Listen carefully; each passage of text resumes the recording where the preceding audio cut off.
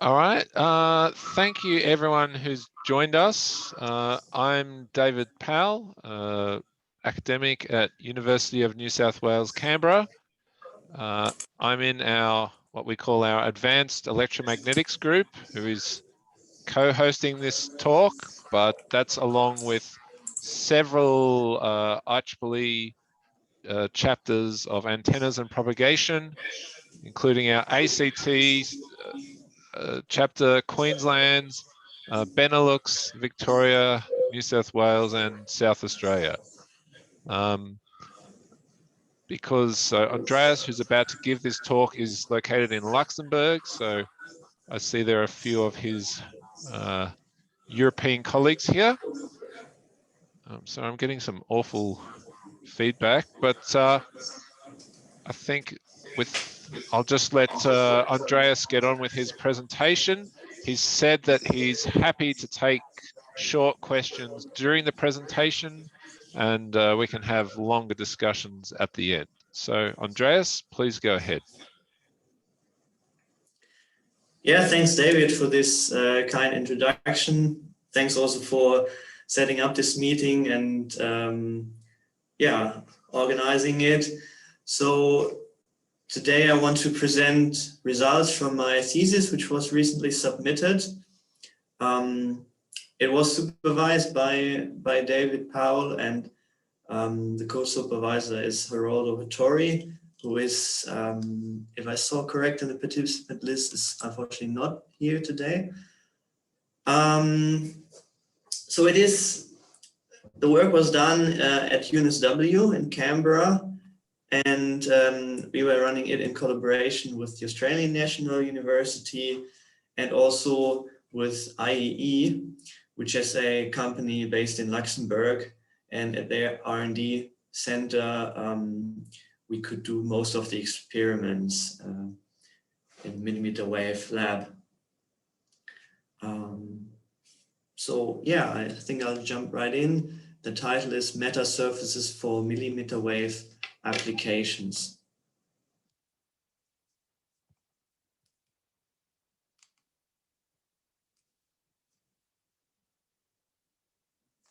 There's some delay. The slide is not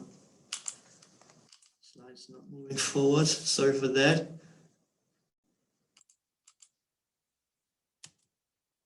Okay. So for many applications, microwave applications, there's an ongoing trend towards higher frequencies of operation, and that includes communication devices, where the aim is to achieve higher and higher data rates, and therefore it needs a wider bandwidth for operation.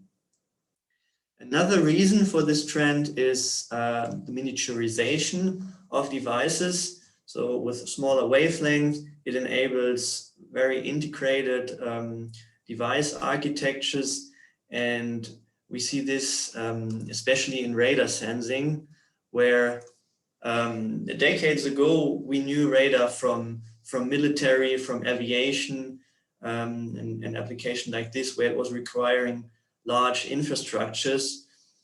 Now it's getting smaller, it's getting more affordable, and also enters into consumer applications like in the automotive industry. And in particular, those emerging applications, they mainly use frequencies in the millimeter wave spectrum. That is, for instance, technologically relevant W band, which is about 70 to 110 gigahertz. And those novel applications, and they require new functionalities and also new antenna solutions. And that's where metasurfaces come into play. That's a concept that is widely explored, and there's many work in the microwave range. So basically a metasurface is a thin sheet that's equipped with patterns of small resonators, and they allow to control amplitude, phase, but also within some limitations, the polarization of an electromagnetic wave. So this gives really a versatile platform for wavefront shaping. And there is, at microwave frequencies, lots of different devices proposed with and which have been refined over the years and work with good efficiency and broad bandwidth. One example is this lens, which was proposed a while ago. And if we want to use such a structure for antenna applications, it's basically meaningful to eliminate that with a small and local source and create directive radiation from it. So a plane wave from which we can also control the direction of radiation. So this is just one example of what we want to discuss within this talk. And the overall objective of the research is to show the applicability and to explore such concepts of metasurfaces for the millimeter wave frequency range.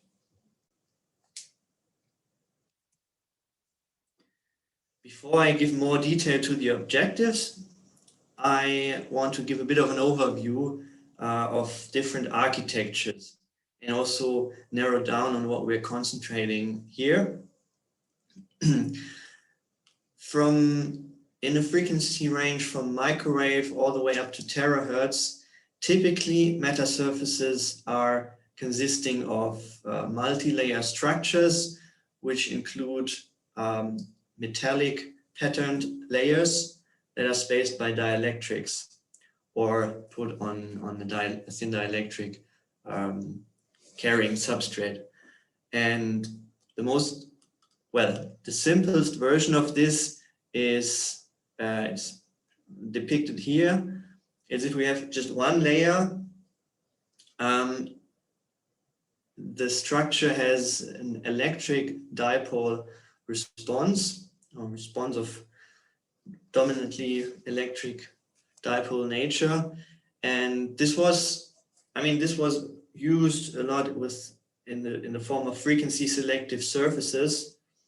When it comes to wavefront manipulation, it actually offers a relatively limited capability. And the reason is that with those dipole responses, when using linear polarized light, we have only a phase variation of pi. On the other hand, when using either cross polarization effects or when working with circular polarization, we have the full coverage, but then we're limited in the efficiency of light that's passing through. So it's not ideal for applications. Another type is the one here on the right. It's when we add a thicker substrate and a ground plane. Due to the mirror charges on the other side of the ground plane, it effectively adds magnetic responses due to it, and there is a full phase coverage, and or light that's not absorbed. So if we not speak about losses, everything else is reflected, and it gives quite versatile ways of manipulating a wave. However, for applications, it can also be quite impractical because we're requiring such an oblique incidence angle if we don't want to interfere with the source. So therefore, what we're focusing on in this talk, it's the two categories here on the bottom. It's on one hand the Huygens metasurface. That's a transmissive type metasurface.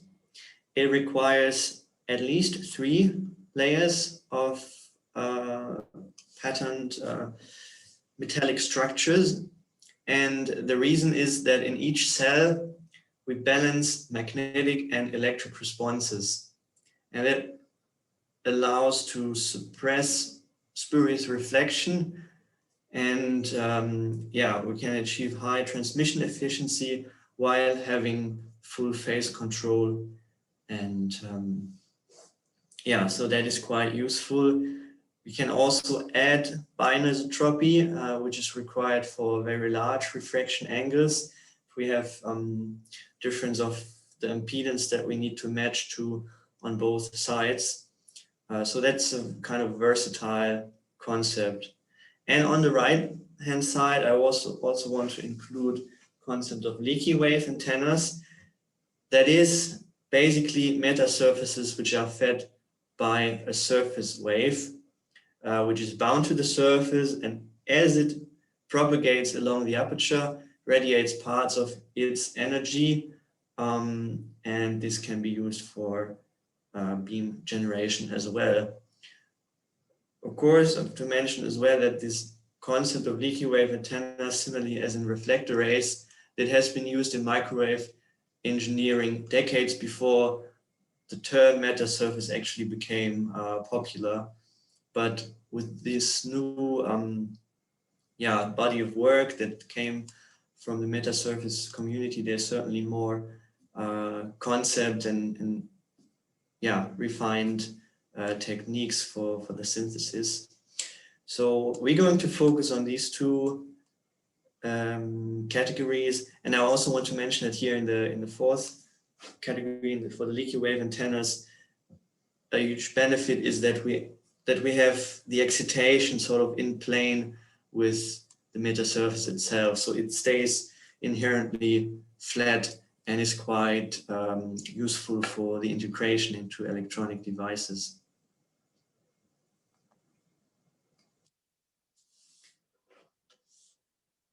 Well, then to go further on fabrication of such devices in a microwave range, usually it is done with printed circuit board fabrication. That is a very established method, which is widely used in the electronics industry. And that is not simply, let's say, easy and convenient for us as researchers, as you can order your samples at a commercial supplier. It is really a standard in the electronics industry, and it's hard to find any other fabrication method that's any competitive to that. And well, the two examples that I'm showing here, it's transmissive metasurfaces operating at 10 respective 20 gigahertz, and they're quite subwavelength, which is typically done this way to offer fine discretization. So the size of such unit cells can be on the order of just a millimeter.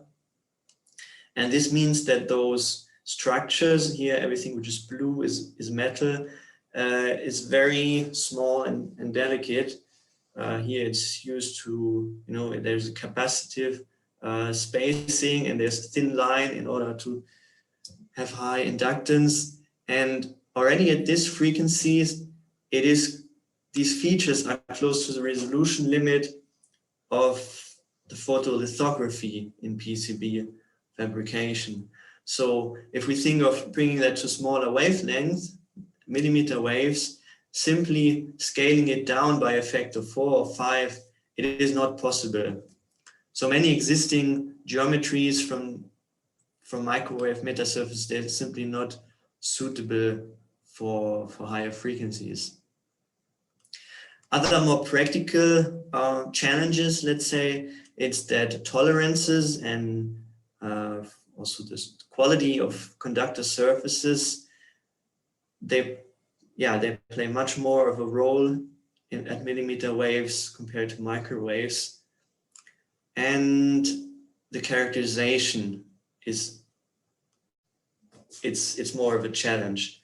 Yeah, for instance, as cables and generally transmission lines have very high losses, we need to generate a millimeter wave signal very close to the sample. Connecting to circuit boards needs very delicate and specific designed structures for every study individually. And yeah, these are some, I'd say, engineering challenge which come on top of that. So these are a little bit the reasons why, although it's technologically very relevant, there's only few works on millimeter wave metasurfaces. But there is some, and I want to highlight just 3 of them on this slide. The first example that I want to show is one where those issues with metallic subwavelength resonators is circumvented. It is perforated dielectric, where there is holes of different sizes that have sort of effective medium kind of approach.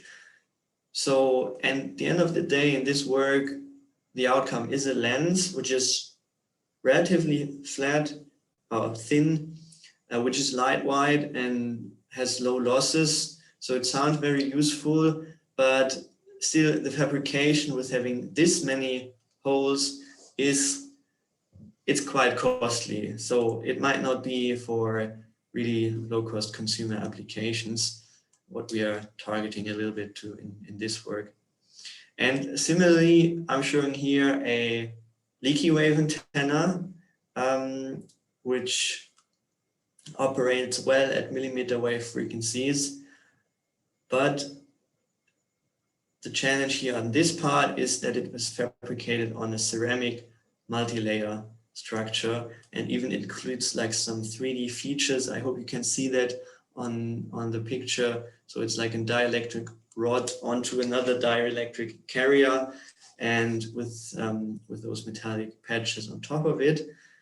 And those ceramics, they have to be sintered at very high temperature. They are also costly, and it's more for maybe useful for satellite or for military applications, but not for low cost versions of it. Then there's the third one, and that's a bit of a different approach. So here, this work is from 2013. The authors have used quite large unit cells.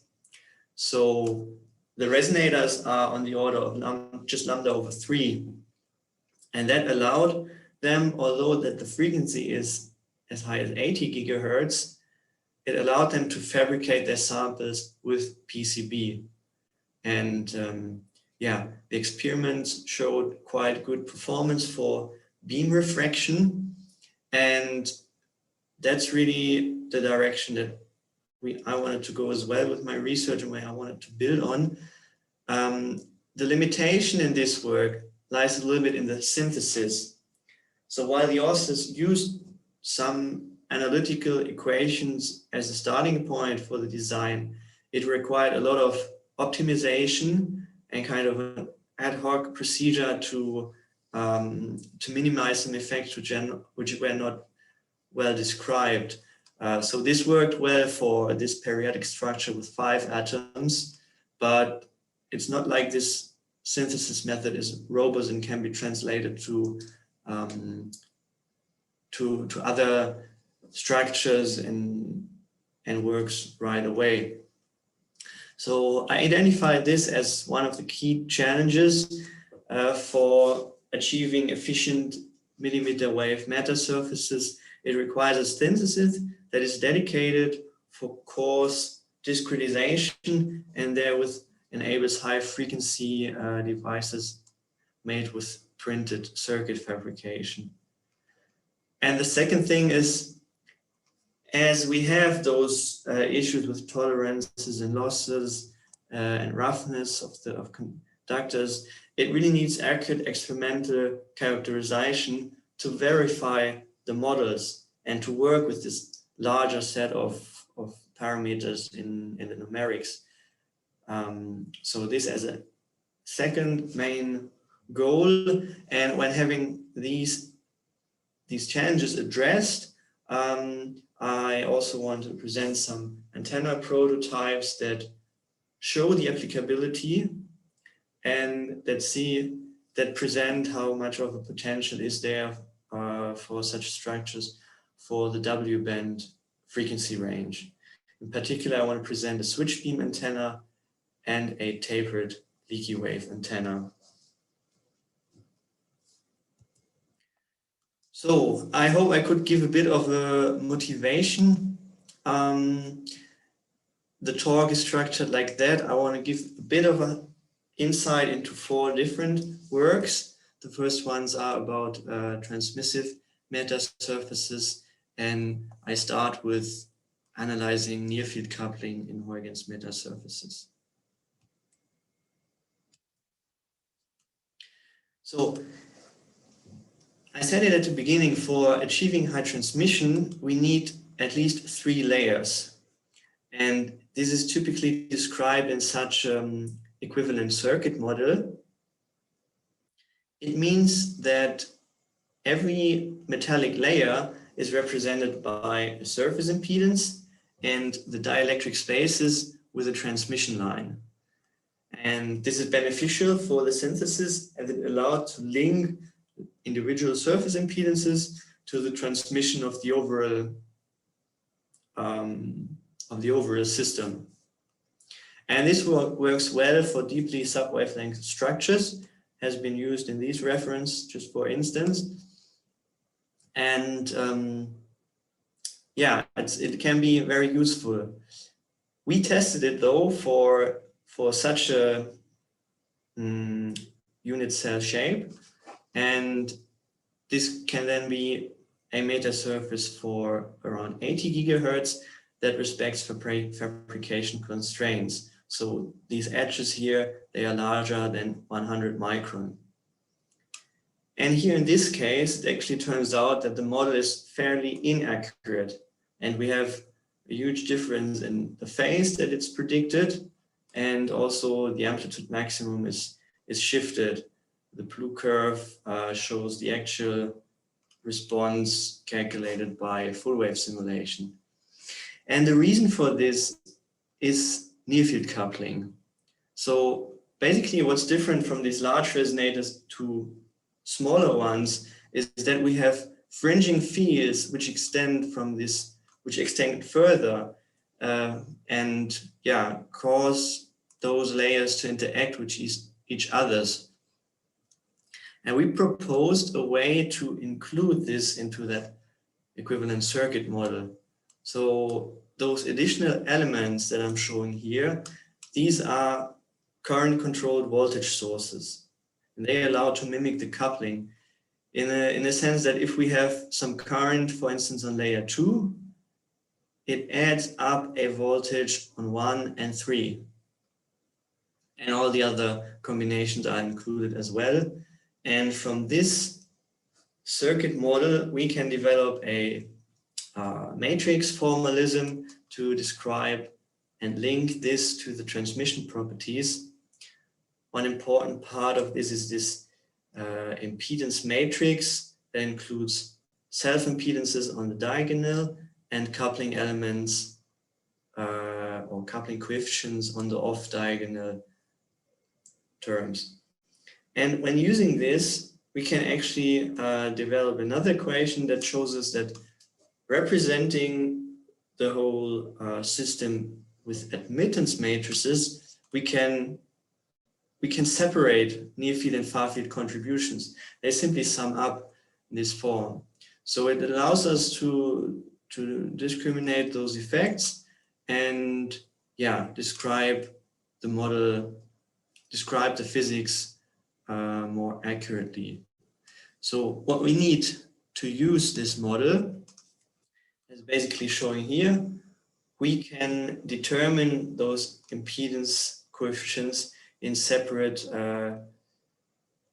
simulations. So showing like a cross section of this system, that's the current or the common simulation environment.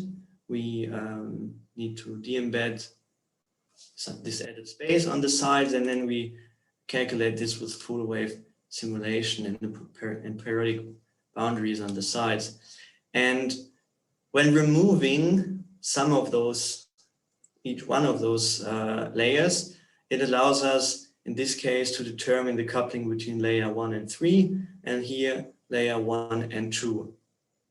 And then this subsets of equation allows us to fill up this whole matrix, and from there we can calculate the transmission. And now, including this effect, we are actually here with this red line and really are on spot with the full wave simulation. So it allows us to predict near field coupling, the perturbation that is caused by near field coupling. However, we also want to correct for this effect, and we want to bring this peak sort of back onto the line, which is our design frequency. And therefore, showing just this very briefly here, we've proposed an iterative algorithm. So we start with a geometry where we assume zero coupling. We use it for synthesis, and then on this existing geometry, we determine coupling terms and correct the self terms correspondingly. And yeah, there's a comparison that we've done with other optimization methods which are not model-based, and it's certainly computationally more efficient, but also the benefits are that we have physical insight into the problem, and it's quite robust and doesn't need any prior knowledge, such as choosing parameter boundaries, for instance. Yeah, so we could use this for beam refraction, metasurface, and actually achieved an efficiency close to the theoretical limit. And this demonstrates that it works quite effectively as a synthesis method.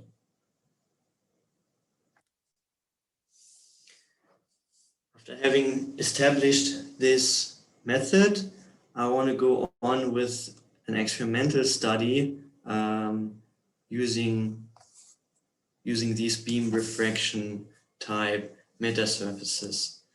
So what we've done, we've given a design of several of such metasurfaces, and we tried to include all sources of performance degradation.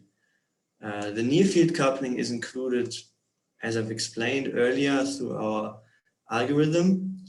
On top of that, as we feed this algorithm with full wave simulation data, we can basically include arbitrary shapes. So you see here that we have like this roundish edges that prevent fabrication tolerances as good as possible. And on the other hand, we include the effect of copper roughness by including an effective conductivity instead of the actual conductivity that's taken from this model given here in the reference 1. And these are all effects which are more of a secondary nature at lower frequencies, but which are playing an important part here. So it is a bit of the novelty of this work that they're all included at once in this numerical model. And then we did a thorough experimental characterization of those samples. For that, we've used a bistatic millimeter wave system. That means we keep the incidence angle fixed, and we change the bistatic, the position of the receiving antenna all over those 180 degrees to capture all forward propagating Floquet harmonics or spatial harmonics. The position of these can be determined with this this place rating formula. So you see that the position actually depends on the wavelength. And so while we go through different frequency steps, there's different positions that apply. Therefore, we have to find this like a fine spacing, the position where we record. In practice, this can look like this. Here I'm showing the power received at a fixed frequency for one sample that has 3 Floquet harmonics which are recorded, correspond to these peaks.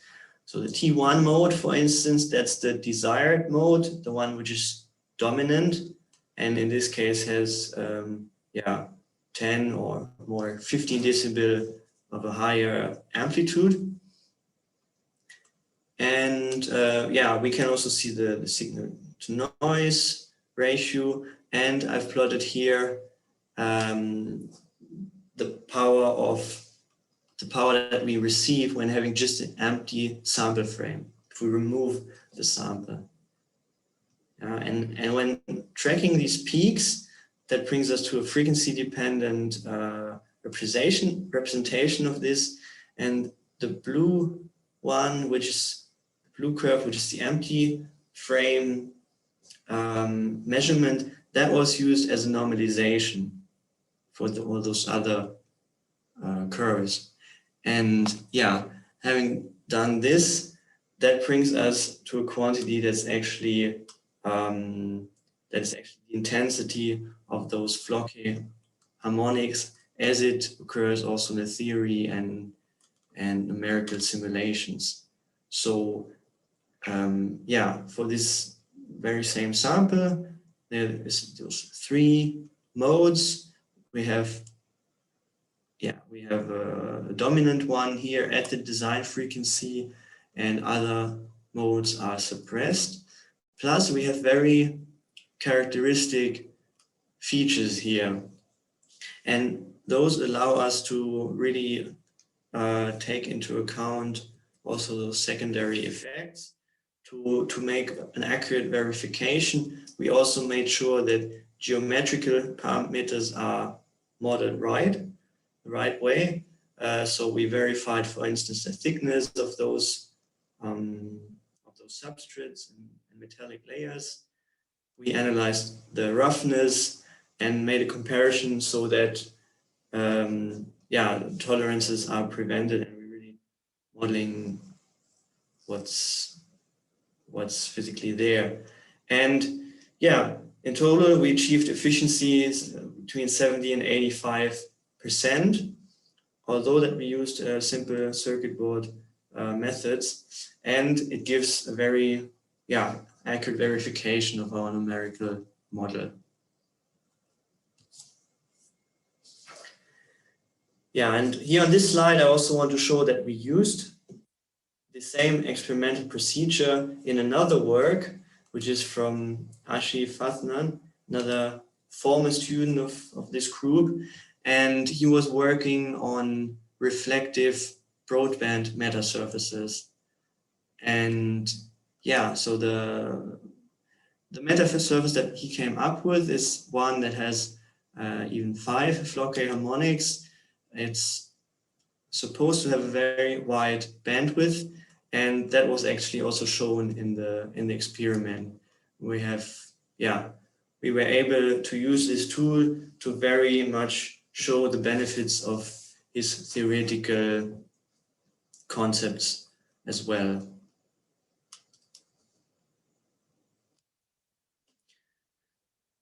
Okay, now we come to the next part. Now, after having established a concept for generating efficient transmissive metasurfaces, the idea was to bring this into a more application-oriented study. And I want to show the concept once more here. Basically, when illuminating a lens, according to geometrical optics, we generate a plane wavefront. That's the one in green that I want to start with. Then in the second step, when moving and introducing such a lateral offset, we can control the angle in which we are scattering. And that's a concept which is called switch beam antennas in some work. And it's often proposed for 5G and for other communication methods. And it can extend MIMO concepts, for instance. Now, but when looking onto the devices that have been proposed so far, many of them use really bulky dielectric lens. And of course, that's one of the initial motivation of metasurfaces. We can do that much more lightweight and simplify the fabrication of this. Yeah, I'm showing this here in this sketch where the metasurface is shown with a simulated electric field. So that's the system that I want to characterize experimentally, and I'm showing a bit of insight to that on the next 3 slides. The design of this, after having our concept for meta-atom synthesis, is relatively straightforward. So we apply this hyperbolic phase profile, similar to previous works on metasurface lenses. It is applied just in the x direction. So in y direction, there's identical elements. And this shows the discretization with, in this case, 22 different meta-atoms. The design frequency is 83 gigahertz. And yeah, that's already most about the design. But something that I want to highlight here is that actually there's a difference between phase focal point and amplitude maximum in the case of metasurface lenses. That was shown in this article. And yeah, it is important here because what we need to determine for verifying this focal length here, that is the phase focal point and not the amplitude maximum. In many previous works, as it's simpler for experiments, there was just an amplitude measurement without coherent detector. But yeah, we saw the necessity of really going into a measurement of the 3D scattered field with its phase information. I'm showing this over here. It's a picture of our setup in a planar near field scanner. The sample is this one here in the middle, and here's our receiving module with a near field probe and an X and Y stage for the mechanical movement. Now we are illuminating this lens with a horn antenna, and that means that the wavefront that's impinging on this sample is bent. You know, we all know that a plane wave doesn't exist in the experiment. So in order to work with this plane wave, with this bended wave, we set up such a semi-analytical model, and after measuring the impinging wavefront, we could then calculate the response of an ideal lens to this impinging wavefront as it occurs in the experiment. So this gave us really an easy way of comparing what's doing the ideal lens rather than in comparison to the one that we have. And we have a good agreement, and yeah, those phase focal points, they agree with better than 2%, which confirms us that the design focal length was accurately realized. In addition, this data also allows us to make some frequency-dependent performance analysis. In the first plot, for instance, we see how much energy is brought into this center zone, let's say. So that's transmission efficiency, one can say. And on the other hand, we can look how the intensity varies in the center when going through frequency. And that serves as sort of a bandwidth criteria, which is here more than 10 gigahertz.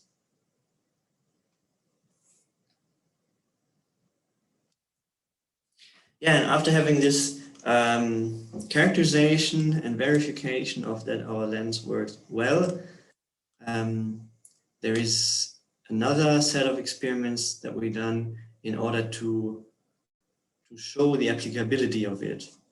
So in order to mimic this switched beam antenna principle, we use an omnidirectional waveguide antenna. So it's shown, I mean, you can see it in small here in the picture. And on the left-hand side, we have simulations where one can see where this antenna was placed. And then on the right-hand side, the corresponding far field to that. So we moved, or we positioned this antenna by means of mechanical translation stages, and this brings us the far field with a certain direction in which we are scattering. The scan range is about 25 degrees, and when going further out than this, the side lobes start to appear, and the directivity is dropping a lot. Other than that, it's results that show how the concept indicate the performance that can be achieved. Maybe as an idea for further avenues to make that a more flat design and something that doesn't include such waveguides. Of course, it would be of interest to create a patch antenna array and a certain feeding network that can be used instead of positioning such a huge antenna source. All right, that was this. Now we move on with the leaky wave antenna that I promised you earlier. As a last bit of work that I'm presenting here. So leaky wave antennas, that's basically an antenna where we have a surface wave propagating over typically a metallic pattern, and the surface impedance of this pattern is varied in a way that the surface wave starts leaking parts of its energy every bit as it propagates over this modulated structure. So every period, a certain amount of energy is going into free space. There are 2D versions of it and 1D antennas. And we analyzed a very common structure that you even find in many textbooks. It's this slot array where one period typically consists of about 10 elements or even more in some cases. And typically what is done is varying these gaps all over the structure in a sinusoidal way. And this way, one can control how much energy is leaking. Now, we tested and we tried to apply this again for 80 gigahertz and apply our fabrication constraints. And if we say that this gap here has to be at least 70 micron, and also this line width has to be 70 micron at a fixed period, basically means that we're limiting a lot the range of modulation that we can do. And when having a fixed period, the higher the number of elements is, the more we are limited in our range of the parameters. So it basically means that when going really sub-wavelength, like this blue line, we barely have any impedance range to use. And when just going with 3 elements, that's the yellow line, the problem is much more, it is ameliorated. That's why we went into the direction of just using 3 elements, and we changed design a bit further by using patches rather than lines. Because then, as you see here, for higher impedance elements, we took out a center patch in the middle Therewith, we have a higher inductance and further extend our impedance range to something that really creates enough leakage for antenna applications. And yeah, to such a system, we can basically apply the typical design workflow that is used in other types of sinusoidally modulated impedance surfaces. The only thing we have to be careful about is that, yeah, that those analytical equations don't really work because they assume a continuous surface impedance. So we have to add a step of full wave simulation. In this case, it was done with an eigenmode solver of this kind of supercell. And then we have the characteristic band diagram structure from which we can use as a design guidance. So in this case, our design frequency is here, and we have just one mode that's above the light line. So we're expecting efficient radiation without spurious modes. Yeah, in order to show the versatility of the concept, we also used an amplitude tapering. So you can see the result, which is the surface impedance function that is used all over the aperture. And that is used then to control side lobes versus the beam width. And yeah, we have the resulting structure shown here. We use coaxial connectors, which are shown here under the microscope. And that's the transition structure, which is at the end calibrated out. Yeah, want to keep that. I see the time is moving on, so I'm keeping that relatively short here at the end and go over to the results. So we have done both near field and far field characterization of it. Yeah, this is our setup. When doing these measurements, the second port is just terminated with a matched load. And here on the bottom picture, you see how the tapering works. That is a scan of the electric field, but it's also proportional to the illumination function. So this shows how the tapering takes place, yeah, and how it works at the end of the day. And that's our far field pattern. So we've achieved a relatively well-defined beam and a very low side lobe level. Yeah, so the method works well. The limiting factor is sort of this part here, and this is spurious radiation from this transitional zone. So we optimize that as good as possible in the design, but the near field, the combination of near field and far field measurements shows that that is a little bit of the limiting factor of this approach. Yeah, all right. So maybe one more thing I want to mention. I've given here the archive number, but we recently got the notification that this is accepted for publication, and it will soon appear in IEEE transactions on antenna and propagation.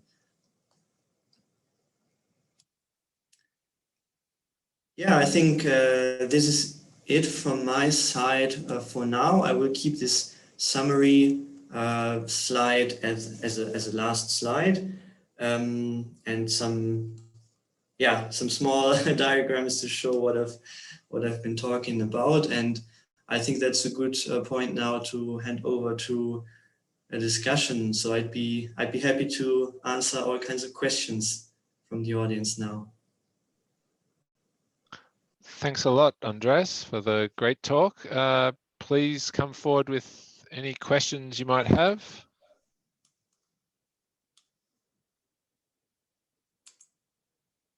I see that a few more participants joined.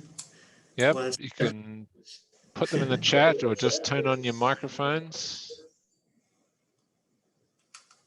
Okay, Ruben's asked what simulation tools you used. What tools? So in particular, it's in most cases it was CST, the frequency solver. I think that this could be any type of frequency domain solver. For instance, for the transmissive metasurfaces, you need this. In that case, it is important to have periodic boundaries. And yeah, in CST, the de-embedding of the added space is kind of a useful feature. But also, for example, the eigenmode simulation that was done in COMSOL. Yeah, so but it's a bit of the numerical details, which or how data can be linked to each other. But I think it could work with most commercial full wave simulations. All right, we've got a couple more questions. One question is perhaps clarify what you mean by Floquet modes. Floquet modes. Okay, so maybe go back to the slide. Yeah, I think there was.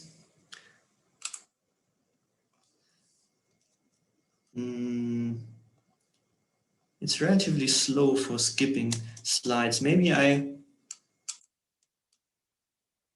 Okay, now it's working better. Yeah, maybe I showed that briefly here on Ashi's figure that I've stolen from this article. So basically, in case of a periodic structure where the period is on the order of the wavelength, what you have is sometimes also called spatial harmonics. So what happens is if you have an incident wave, there's just distinct modes which are propagating. So you can also think of it of taking all the scattered field and representing it in the terms of the sum of plane waves. And that's indicated by these arrows here. And you can calculate that with the placed grating formula.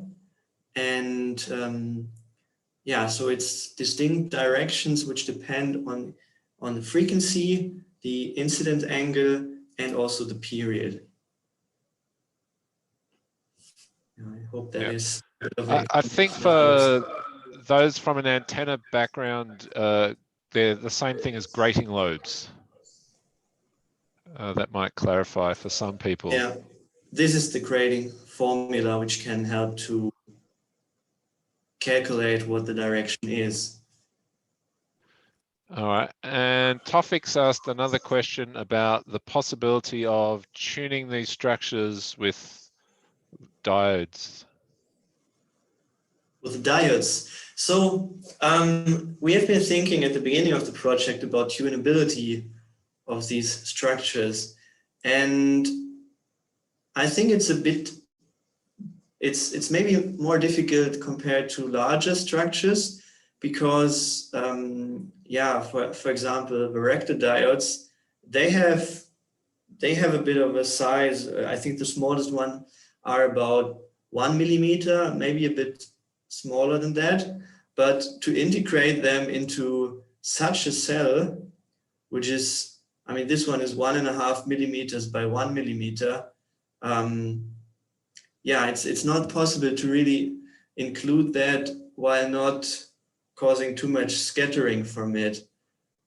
So I think this is the limitation when using diodes.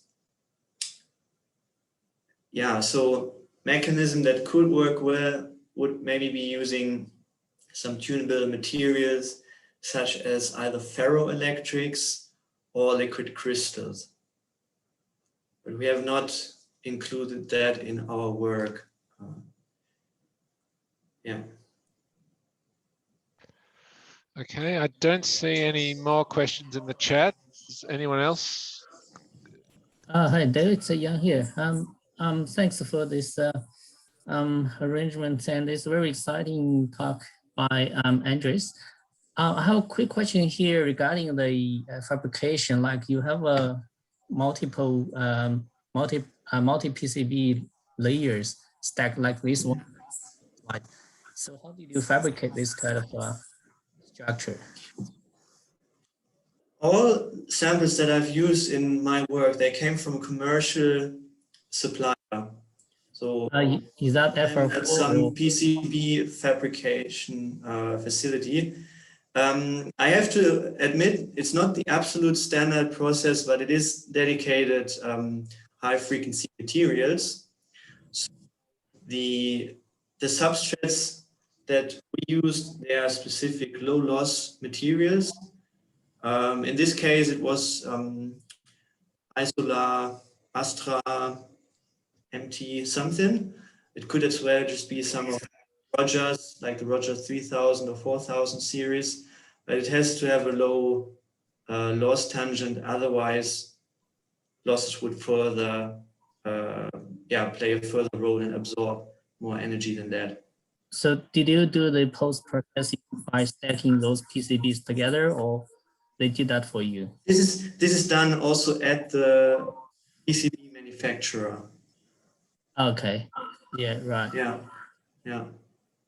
And maybe as you ask this question, here I'm thinking of another detail that might be of interest. Yeah. So I was speaking about such tolerances to photolithography. Another point is also that when stacking up those layers, the manufacturer has to take care of the registration so that those resonators, for instance, are on top of each other. And here we thought that this could be a really crucial point, but at the end it didn't play much of a role. And we had like some lateral shifts on the order of 70 or 80 micrometer, and it didn't degrade the performance. Right. So can you control the thickness among the layers? Well, what the fabricator does is he has substrates that are coming from another supplier and that you can choose in several thicknesses. So in this case, I mean, we wanted to have like a symmetric stack up. So on the top of it, there's just one dielectric layer that comes with metal attached on both sides.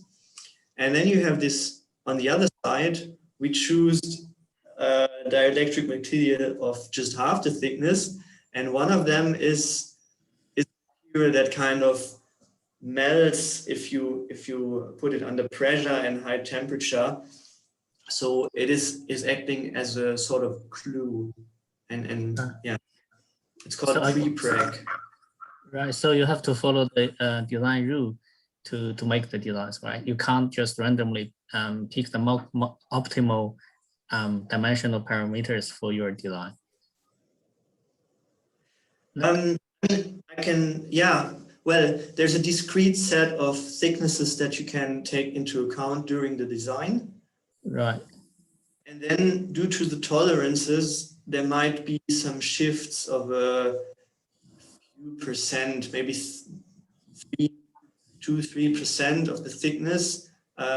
That's just how accurate it works at the end of the day.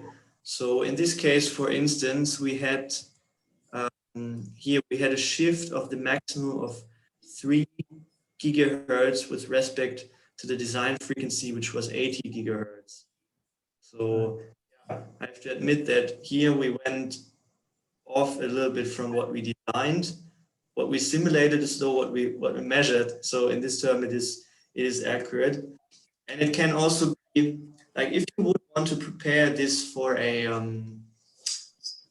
let's say for production of some devices, one could use such a run as a benchmark in order to refine all the parameters, and then in the next run, it would hopefully reproduce and be more accurate. Yeah, no worries. Very impressive. Thanks a lot. It's very high. Yeah, that's good. Yeah. All right. Yeah. Thanks for your feedback and your interest. Thank you. Yeah, maybe worth just clarifying on that. It's not a problem that we have these finite ranges of thickness, because that thickness is a fixed parameter in the design process, and we could adjust the shape of the front of each of the metal layers to account for that thickness. Okay, so even though the substrate thickness are fixed, but you can still adjust the metal layers, right? Exactly. Yeah, no worries. Mm. Any further questions? No one else? All right. Well, if nobody else has anything they'd like to add, then I might just thank you all for attending, and let's thank Andreas for sharing his excellent research work. Thanks very much. Thank you, David. Thank you, Adrian. Yeah. Thanks a lot for your feedback, all of you, and thanks for attending. Yeah, very good work.